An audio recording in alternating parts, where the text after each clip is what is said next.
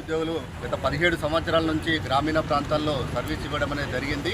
గత 3 సంవత్సరాల కింద ఉన్నటువంటి వాహనాలను నిలిపివేసేసి ఉన్నటువంటి ఉద్యోగులను పిఎస్సీలలో టీ హబ్ తర్వాత టీబీ సెంటర్లో అక్కడ తాత్కాలికంగా ఉద్యోగాలు ఇవ్వడం జరిగింది. వారిని డిఎంఈలో తీసుకోవడం కోసం గత 6 నెలల నుంచి ప్రపోజల్లు ఇప్పటి వరకు డిఎంఈలో పూర్తి స్థాయిలో ఉద్యోగులను తీసుకోకపోగా ఏప్రిల్ నుంచి నేటికి 5 నెలల నుంచి 5 నెలల వేతనాలు రాష్ట్ర ప్రభుత్వం రిలీజ్ చేయలేదు. వేతనాలు పెండింగ్లో ఉండడం వల్ల ఈరోజు 104 ఉద్యోగుల కుటుంబ పోషణ కూడా భారంగా ఉంది. కాబట్టి రాష్ట్ర ప్రభుత్వం వెంటనే 104 ఉద్యోగులకు 5 నెలల వేతనాలను వెంటనే రిలీజ్ చేయాలని చెప్పేసి ఈరోజు రాష్ట్ర వ్యాప్తంగా జిల్లా కలెక్టర్ల ఆఫీసుల ముందు ధర్నాలు నిర్వహించడం జరుగుతుంది. ఈ రోజు నుంచి మా యొక్క డిమాండ్ను ప్రదర్శించడం కూడా జరుగుతుంది.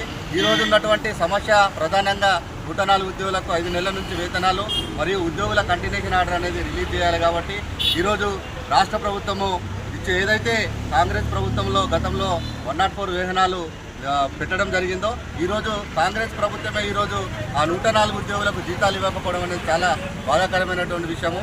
ఈరోజు 104 ఉద్యోగుల యొక్క సమస్యలను రాష్ట్ర ప్రభుత్వం వెంటనే పరిష్కరించకపోతే రానున్న రోజుల్లో సమ్మె కూడా చేపడతామని చెప్పేసి ఈ సందర్భంగా తెలియజేస్తున్నాము. ఈరోజు 104 ఉద్యోగులు ధర్నా చేయడానికి ముఖ్య ఉద్దేశం కూడా ఈరోజు రాష్ట్ర ప్రభుత్వం మరియు ఉన్నత అధికారుల కారణంగానే ఈరోజు మేము ధర్నాకు దిగాల్సి వచ్చింది. ఎందుకంటే 5 నెలల నుంచి అనేక సందర్భాల్లో అధికారులకు మరియు ప్రభుత్వానికి వినతి పత్రాలు ఇచ్చినప్పటికీ స్పందన రాలేదు. కాబట్టి ఖచ్చితంగా ఇప్పుడు ధర్నా బాట పట్టాల్సిన అవసరం వచ్చింది.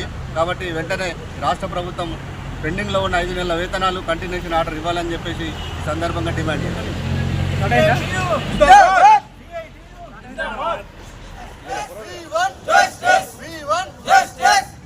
104 ఉద్యోగుల పెండింగ్ వేతనాలు వెంటనే 104 ఉద్యోగుల పెండింగ్ వేతనాలు వెంటనే 5 నెలల వేతనాలు వెంటనే పెండింగ్లో ఉన్న 5 నెలల వేతనాలు వెంటనే కంటిన్యూషన్ ఆర్డర్ను